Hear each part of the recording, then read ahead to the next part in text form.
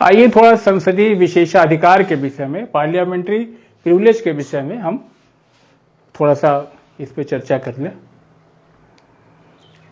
तो ये क्या है, प्रिविलेज क्या है? ये अधिकार होता है, ये विशेषाधिकार है, ये स्पेशल राइट है,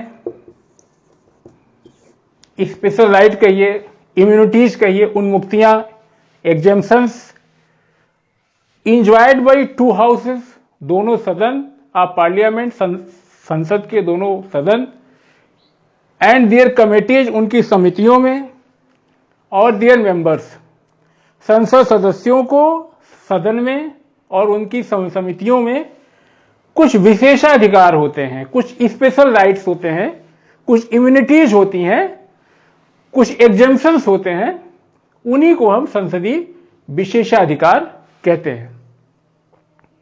अब सवाल उठता है कि ये संसदीय विशेषाधिकार क्यों है? क्योंकि ये इनके कार्यों के निष्पादन के लिए आवश्यक है। सदन की गरिमा बनी रहे, उनके कार्य में कोई रुकावट न आवे, इस नाते ये आवश्यक हैं।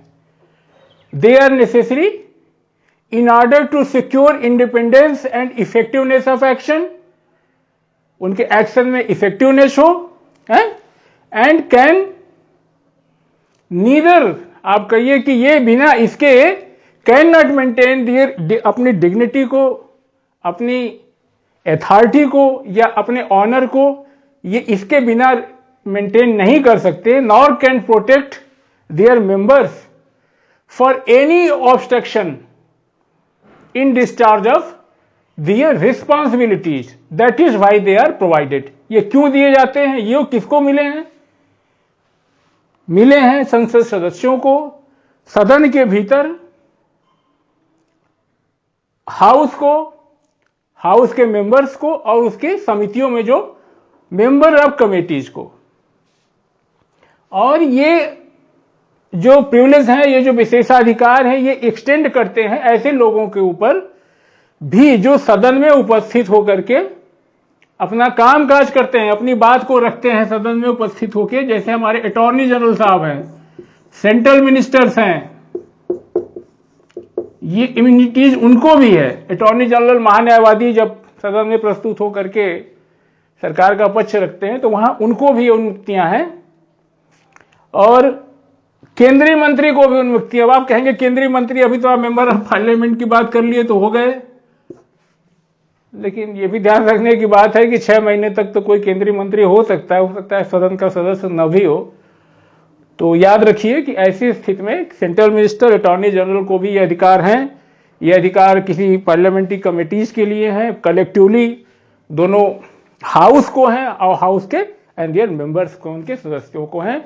और क्यों है? Why? Because they are necessary in order to secure their independence, effectiveness of action. इसके बिना, इसके वो जो है अपनी डिग्निटी, इंटेग्रिटी और ऑनर को मेंटेन नहीं कर सकते, nor can they protect their member from any obstruction in discharge of their responsibility, that's why they are provided. ये दो बातें हो गई, किसको मिलेंगी, क्यों है। और अब हम ये देखते हैं कि ये संविधान, एक बात और ध्यान देने की यहां है कि जब हम कहते हैं संसदीय विशेषाधिकार, तो हमने जानते हैं कि हम संसद में राष्ट्रपति भी आते हैं। जब हम कहते हैं संसदीय विशेषाधिकार, तो संसद में तो राष्ट्रपति भी आते हैं, राज्यसभा, लोकसभा राष्ट्रपति से मिलकर संसद बनेगी। बट ये अधिकार प्रेसिडेंट साहब को नहीं है। संसदीय विशेषाधिकार संसद सदस्यों को, 2 हाउसेज ऑफ पार्लियामेंट को, दिया कमिटीज को, दिया मेंबर्स को हैं, बट प्रेसिडेंट को नहीं। प्रेसिडेंट साहब के पास अलग अपने तरह की इम्यूनिटीज हैं। तो ये बात हो गई। और संविधान का हमारा आर्टिकल 105 और 194, 2 आर्टिकल कवर करते हैं संसद के लिए, संसदीय विशेषाधिकार के लिए 105, ठीक, क्लियर है ना? हाँ, और विधानमंडलों के विशेषाधिकार के विषय में 194 गवर्न करता है। संविधान का अनुच्छेद 194 विधानमंडलों के विशेषाधिकार के बारे में, और 105 डायल करिए इसको, 105 जो है ये संसद के सदस्यों को और संसद के दोनों सदनों के और समितियों के विशेषाधिकार को प्रोटेक्ट करता है। और एक बात आप ये भी जानते हैं कि 105 में सिर्फ 2 तरह के विशेषाधिकार का वर्णन है। एक है फ्रीडम ऑफ स्पीच, दूसरा है कार्रवाई के प्रकाशन पर रोक। यानी संसद, पहला है कि संसद सदस्यों को भाषण की स्वतंत्रता और कार्रवाइयों के प्रकाशन की स्वतंत्रता। ठीक, ये 2 बातें हैं। कार्रवाइयों के प्रकाशन पे रोक लगाना यानी संसद की जो प्रोसीडिंग्स है, जो डिबेट्स हैं, जो उनकी रिपोर्ट्स हैं, उनको पब्लिश करने पे रोक लगाना, कोई दूसरा नहीं प्रकाशित कर सकता और खुद प्रकाशित करना। ठीक, ये अधिकार है उनका। ये 2 ही लिखा हुआ है। बाकी के जो अधिकार हैं ये ब्रिटेन के संसदीय परंपराओं से चले आ रहे हैं। जो आप देखते हैं गुप्त सत्र चलाने का अधिकार है, 40 दिन के भीतर गिरफ्तारी न करने का अधिकार, अवमानना का अधिकार, ये सारी चीजें जो है ब्रिटेन की परंपरा से चली आ रही हैं। हमारे संविधान बनाने वालों ने इस पे विस्तार से कुछ इसको कोडिफाई नहीं किया। बस 2 बातें हैं, भाषण की स्वतंत्रता और कार्रवाइयों के, बाहरी लोगों के लिए कार्रवाई के प्रकाशन पे रोक। ये 2 बातों के अलावा बाकी सारी चीजें जो है। और 44वें संविधान, अच्छा आप देखें भाषण की स्वतंत्रता, पहले हम देख ले फ्रीडम ऑफ स्पीच। तो संसद के सदस्यों को हाउस में या किसी समिति में उनके द्वारा कही गई किसी बात के लिए न्यायालय में कोई वाद नहीं लाया जा सकता। अब आप सोचेंगे ये तो बिल्कुल मनमौजी हो गया। ऐसा नहीं है, मनमौजी नहीं है। इन पे 2 तरह का रिस्ट्रिक्शन है। एक युक्त निर्बंधन संविधान लगाता है और दूसरा जो लोकसभा में प्रक्रिया के संचालन के नियम हैं। भाषण की स्वतंत्रता है, वो सदन के भीतर है, सदन के बाहर नहीं है। सदन के भीतर कही गई किसी बात के लिए उनके ऊपर या दिए गए किसी मत के लिए, वोट के लिए उनके ऊपर कोई न्यायालय में वाद नहीं लाया जा सकता, ये बात है। लेकिन यहां ये मत समझ लीजिएगा आप बिल्कुल से कि भाषण देने की स्वतंत्रता का मतलब अनर्गल प्रलाप करना है, ऐसा कुछ नहीं है। आप जानते होंगे कि अनुच्छेद 121 हमारा इस बात की व्यवस्था का बनाता है कि सुप्रीम कोर्ट के जजेस, हाई कोर्ट के जजेस पे उनके कंडक्ट के ऊपर, उनके आचरण के ऊपर सदन में कोई चर्चा नहीं की जा सकती। ये देखिए एक रिस्ट्रिक्शन तो यही है। इस पे युक्त रिजनेबल रिस्ट्रिक्शन है। तो एक तो रिस्ट्रिक्शन ये है कि आप जानते हैं कि न्यायाधीशों के सिवाय उनके रिमूवल का जब प्रस्ताव पे चर्चा हो रही हो, उसके अलावा उनके कंडक्ट पे, उनके आचरण पे सदन में कोई चर्चा नहीं की जा सकती। अनुच्छेद 121 इस बात की व्यवस्था करता है। और यही नहीं, लोकसभा के नियम को अगर आप 349 से लेकर 356 तक पढ़ेंगे, जो लोकसभा को संचालित करने का जो नियम बनाया गया है वो 349 से 356 तक है। आप जानते हैं जिसे कहते हैं ना कि जो है असंसदीय भाषा, तो वो उसके अनुसार से जो है अशिष्ट भाषा कहते हैं असंवैधानिक भाषा, ये करना वर्जन। आपको मालूम है ऐसा होता है तो जो प्रिजाइडिंग अफसर होते हैं उसको वो खट से डिलीट मार देते हैं, इसको सदन की कार्रवाई से निकाला जाए।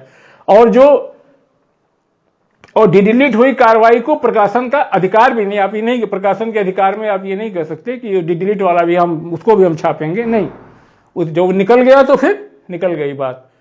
तो ये भाषण की स्वतंत्रता की बात हो गई। दूसरी स्वतंत्रता की बात हमने कही कि कार्रवाई के प्रकाशन की। सदन अपनी कार्रवाई का जो है, अपनी रिपोर्ट्स का, अपनी डिबेट का, अपनी प्रोसीडिंग्स को पब्लिश करेगा। ठीक, किसी अन्यों को, किसी बाहरी आदमी के प्रकाशन करने पर रोक लगा सकता है। और स्थिति ये थी कि अगर कोई सत्य रिपोर्ट भी प्रकाशित करता था तो वो भी बिना सदन के अनुमति से नहीं की जा सकती थी। और ये, अच्छा आपको मालूम होगा कि ये संसदीय विशेषाधिकार जो है ब्रिटेन में, ये बिल ऑफ राइट के साथ लागू हुए थे। ब्रिटेन में ये जो अधिकार हैं ये बिल ऑफ राइट्स के साथ ही जो है संवैधानिक मान्यता प्राप्त कर चुके थे। वहां उसी परंपरा से हम आगे बढ़ रहे हैं। तो हाँ, हम चर्चा कर रहे थे, कार्रवाई के प्रकाशन की बात कर रहे थे। तो ब्रिटेन में तो ये था कि अगर सार्थः कोई सत्य रिपोर्ट, सत्य कार्रवाई प्रकाशित होती थी तो उस पर कोई मानहानि जैसी बात नहीं थी, उसको प्रकाशित किया था। लेकिन भारत में ऐसी व्यवस्था नहीं थी। तो ये महसूस किया गया कि संसद की कार्रवाई को जनता को जानने का पूरा अधिकार है और जनता जो है चुन के भेजती है, और उससे जो है जनता को ये पता चलता है कि हमारे प्रतिनिधि वहां क्या काम कर रहे हैं, और उसको जागरूक बनाने में और उसका अपना मत बनाने में बड़ी भूमिका होती है। तो 44वें संविधान संशोधन द्वारा, आफ्टर 44th अमेंडमेंट 1978 में 44वें संविधान संशोधन द्वारा 1978 में 361 ए जोड़ा गया, और अब यह व्यवस्था बनाई गई कि कोई अनुमति लेने की जरूरत नहीं है। अगर कोई media, electronic media, print media, कोई सदन की कार्यवाही को सत्य रूप में, सार्थः सत्य रूप में, सार्थः सत्य रूप में, सही उसी रूप में प्रकाशित करता है, तो उस पे कोई भी आपराधिक या सिविल, दीवानी या आपराधिक, क्रिमिनल या सिविल, कोई भी वाद नहीं चलाए जाएंगे। अगर ऐसा पाया जाता है कि उसका कोई प्रकाशन ऐसा दुर्भावनापूर्ण नहीं था, लेकिन अगर कोई ऐसी कोई सूचना सदन की जो कार्रवाई है उसकी कोई सूचना इस तरीके से प्रकाशित करता है कि उसका आशय मैलाफाइड है, दुर्भावनापूर्ण है, तो उस पर कार्रवाई हो सकती है। अन्यथा सत्य प्रकाशन अगर कोई करता है, चाहे रेडियो पे करे, टेलीविजन पे करे, समाचार पत्र में करे, तो ये जनता का अधिकार, इसको खोल दिया गया। सही रिपोर्ट प्रकाशित करने का जो है पूरा ये अधिकार है। तो ये हो गई। इसके अलावा एक है गुप्त सत्र चलाने का अधिकार। ये ब्रिटिश संसदीय परंपराओं से हमारे यहाँ भी गुप्त सत्र, सेक्रेट सेशंस, ये आपको मालूम है कि आज की स्थिति, आज तो ये बिल्कुल अपवादजनक स्थिति में ही होगा गुप्त सत्र। ये ब्रिटेन में सेकेंड वर्ल्ड वार के समय, जब द्वितीय विश्व युद्ध चल रहा था, तो ब्रिटेन में वहाँ सीक्रेट सेशन चलाए जाते थे। तो उस समय वहाँ का जो प्रिविलेज था वही भारत में भी आ गया है, तो इसको हम भी किताब में पढ़ते हैं। और ये अधिकार है हमारे हाउस को कि वो चाहें तो कोई सीक्रेट सेशन चला सकते हैं, किसी बाहरी आदमी को उसमें न आने दें। तो ये गुप्त सत्र चलाने का एक अधिकार है। और एक अधिकार ये है कि वो किसी बाहरी व्यक्ति को, हाउस जो है, पीठासीन जो है, अपने किसी बाहरी स्ट्रेंजर्स को अपनी प्रोसीडिंग्स में या सेक्रेट मीटिंग्स में आने से मना कर सकता है। और हाउस जो है विशेषाधिकार पे अपने कोई कानून बना करके रेगुलेट कर सकती है कि उसका ओन को, उसकी प्रोसीडिंग्स कैसे हो, है, उसका कंडक्ट ऑफ बिजनेस कैसे हो, ये उनका अधिकार है। इसमें कोर्ट का कोई इंटरफियर नहीं हो सकता। और ये भी है कि अगर किसी व्यक्ति की गिरफ्तारी हुई है तो तत्काल सदन को सूचित किया जाए। कोई व्यक्ति अगर अरेस्ट हुआ है, डिटेंशन हुआ है, इम्प्रिजनमेंट हुआ है, कुछ भी हुआ है, इस तरीके का एक कन्विक्शन है, इम्प्रिजनमेंट है या जेल में था, रिलीज हुआ है, इस तरह की कोई सूचना होगी किसी मेंबर के बारे में, तो तत्काल इमीडिएटली हाउस का जो पीठासीन अधिकारी है, प्रिजाइडिंग अफसर है, उसको इन्फॉर्म किया जाएगा। ये सब ये इम्यूनिटीज है। और वो भी है, इट कैन इंस्टीट्यूट इंक्वायरी करता है, ऑर्डर कर सकता है, the attendance of witness and send relevant papers and records, ये भी उसके पास अधिकार है। और कोर्ट को जो है प्राइवेट कर सकता है कि अपने किसी भी उसके जो प्रोसीडिंग्स हैं उसकी कोई भी जांच न्यायालय नहीं कर सकता, न्यायालय की परिधि के बाहर है। और सदन क्षेत्र के भीतर, जो सदन का जो अपना परिक्षेत्र है, जो सीमित क्षेत्र है, उसके भीतर किसी भी व्यक्ति को, चाहे वो बाहरी हो चाहे वो संसद का सदस्य हो, उसको बिना पीठासीन की अनुमति के, without permission of presiding officer, उसको न तो उसके खिलाफ कानूनी कार्रवाई की जा सकती है, न तो उसको अरेस्ट किया जा सकता है। ये सारे विशेषाधिकार हैं, कलेक्टिव रूप से है ये सारे। जैसे कि बताया, अपने रिपोर्ट प्रोसीडिंग्स को पब्लिश करना, दूसरे को पब्लिश करने से रोक लगाना, किसी स्टैंडर्ड को अपनी प्रोसीडिंग्स या किसी सेक्रेट सेशन में पार्टिसिपेट करने से मना करना, और कानून बना करके रेगुलेट करना कि हम अपना हाउस का बिजनेस कैसे चलाएंगे, to regulate old proceedings and conduct of business. तो ये सारी बातें इसी तरीके से। और सबसे महत्वपूर्ण बात जो है, उसको अपने अवमानना के लिए, कंटेम्प्ट के लिए दंड देने का अधिकार। बिना दंड के काम कहाँ चलता है। अगर उसके पास दंड देने की शक्ति ना हो तो फिर तो बात नहीं बनेगी। और ये विशेषाधिकार मोटे तौर पे दो तरह से ब्रॉडली कैटेगराइज दो तरह से किए जाते हैं। एक सामूहिक रूप से जो हाउस को सारे सदस्यों को एक साथ है, और दूसरा जो इंडिविजुअल है, व्यक्तिगत विशेषाधिकार और सामूहिक विशेषाधिकार। सामूहिक विशेषाधिकार एज ए हाउस जो एंजॉय करते हैं उसकी चर्चा हो गई। व्यक्तिगत विशेषाधिकार जो ब्रिटेन की परंपरा से चले आ रहे हैं वो ये हैं कि संसद के सत्र के दौरान या उसके 40 दिन पहले या 40 दिन बाद, बिफोर 40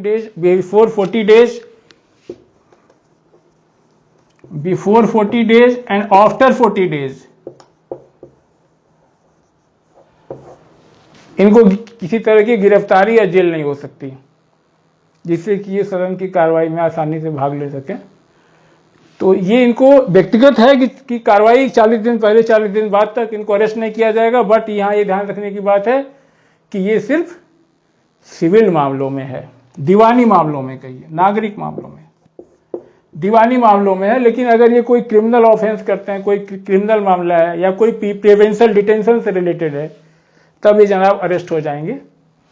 और ये जो सारी इंडिपेंडेंस है, सारी प्रिविलेज है, ये सदन के भीतर के लिए की बात हो रही है। बाहर तो आम नागरिक की तरीके से हैं।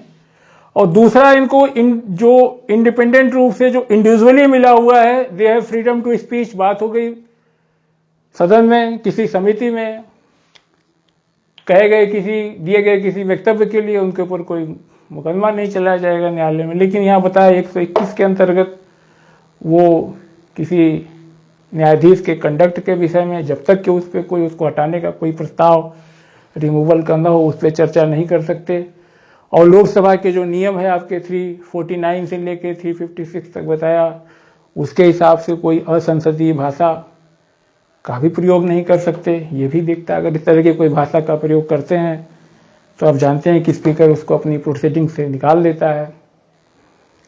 और 44वें संविधान संशोधन 1978 के बाद से आपको पता होगा कि ये कर दिया गया, स्पष्ट कर दिया गया कि संविधान लागू होने के समय से ब्रिटेन में जो विशेषाधिकार वहां के लोगों को मिल रहे थे, संसद सदस्यों को, मेंबर ऑफ पार्लियामेंट को, और 44वें संविधान संशोधन 1978 के पहले तक जो पा रहे थे वो जारी रहेंगे। और ये भी कहा गया कि इसके अलावा अगर संसद चाहे तो कोई और अधिकार इस तरीके से, कोई और विशेषाधिकार इस तरीके से बना सकती है, कर सकती है। तो ये विशेषाधिकार बताया 105 में दो ही थे, भाषण की स्वतंत्रता और कार्रवाइयों के प्रकाशन की स्वतंत्रता थी। बाकी सारी चीजें ब्रिटेन की परंपरा से थी, वो मान्य है कि आज़ादी से लेके और 44वें संविधान संशोधन 1978 के पहले तक जो जारी थी वो ऐसे ही जारी रहेंगी। तो ये हो गई विशेषाधिकार की बात। और दो चीज हम और देख लें। एक इसमें यह है कि कोर्ट को हमने कहा कि अगर न्यायालय के किसी कोई व्यक्ति ऐसा है, अच्छा इसकी सजा जो है मेंबर को भी मिल सकती है, आउटसाइडर को भी, खाली मेंबर्स को, आउटसाइडर के नहीं, मेंबर को भी, अगर कोई जो है मेंबर्स को, आउटसाइडर दोनों के लिए है। अगर आप ब्रीच ऑफ प्रिविलेज करते हैं, नहीं किसी विशेषाधिकार, किसी विशेष विशेषाधिकार का हनन हुआ है, तो न्यायालय उसके लिए कोर्ट हाउस उसके लिए सदन उसके लिए कंटेम्प्ट कर सकता है, अवमानना का दोषी पाके सजा दे सकता है। ये हाउस के ऊपर है कि वो किस तरह की और कितनी सजा निर्धारित करता है। और सजा में जैसे होता है कि मेंबर हैं तो सस्पेंड कर दिए, या टर्मिनेशन भी हो सकता है, या अरेस्ट होता है तो सेशन खत्म होने के बाद रिलीज कर दिया जाता है। ऐसे ही हाउस किसी को, बाहरी व्यक्ति को भी अरेस्ट करने के लिए आदेश दे सकता है, ये उसका अधिकार है तो कंटेम्प्ट में। लेकिन यहां ध्यान देने की बात है कि ये जो कंटेम्प्ट ऑफ हाउस शब्द है, सदन की अवमानना, ये थोड़ा ब्रॉडर है in comparison to breach of privilege. अगर किसी हम संसदीय विशेषाधिकार, किसी विशेष विशेषाधिकार का हनन करते हैं तो उसके लिए कंटेम्प्ट हो सकता है, मगर कंटेम्प्ट इसलिए ही नहीं हो सकता कि आपने विशेषाधिकार का हनन किया ही किया हो अगर आपने किसी पार्लियामेंट्री प्रिविलेज का वायलेशन नहीं किया, लेकिन इसके बावजूद भी कोई इंडिविजुअल है या कोई अथॉरिटी है वो डिसरिगार्ड करती है मेंबर ऑफ पार्लियामेंट्स का, पार्लियामेंट के ऑफिसर्स का, जिससे उसकी डिग्निटी, उसका ऑनर, उसकी अथॉरिटी टेम्पर होती है, प्रभावित होती है डायरेक्टली इनडायरेक्टली, ऐसा हाउस को लगता है। तो जो हाउस का प्रिजाइडिंग ऑफिसर है वो हाउस का कंटेम्प्ट मानते हुए उसमें भी सजा दे सकता है, चाहे ये विशेषाधिकारों का हनन हुआ हो चाहे न हुआ हो। तो contempt of house is a broader in comparison to breach of privileges. ये संक्षेप में बातें हैं और ये इंडिविजुअल राइट हो गई, ये हो गई और अभी इतना ही, फिर आगे देखते हैं। ओके, जय हिंद।